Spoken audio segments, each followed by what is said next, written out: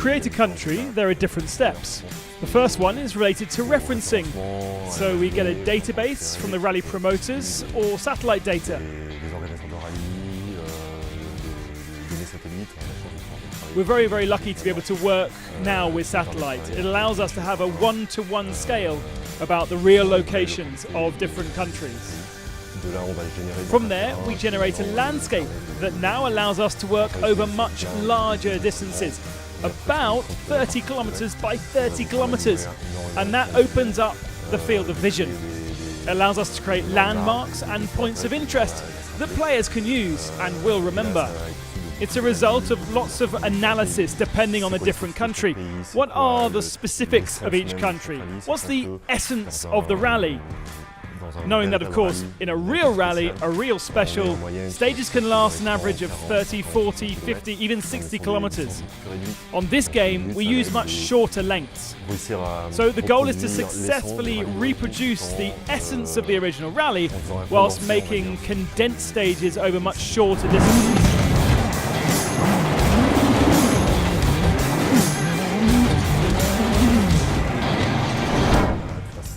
We have a whole system of dynamic weather now that appears in WRC 8.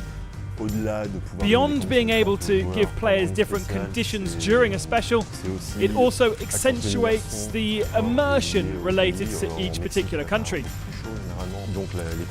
In Mexico, it'll be much warmer, for instance, so the weather conditions relate to that and will have an impact specific to Mexico. However, in Monte Carlo or Sweden, we have much wetter surfaces that will influence the feel of driving, the visibility, and therefore the difficulty of the stage.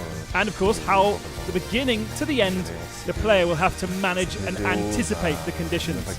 The weather will not only impact the visual, but it will also impact the feel of game.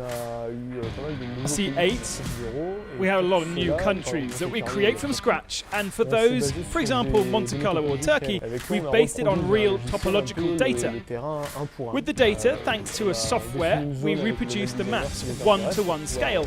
We define an area with the level designer to create up to 3 stages in the same open world map.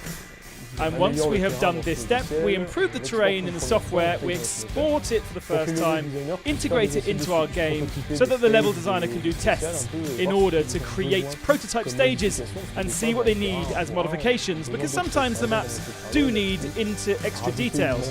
For example, in Monte Carlo it was necessary to add an entire mountain because they needed to replicate a certain vista.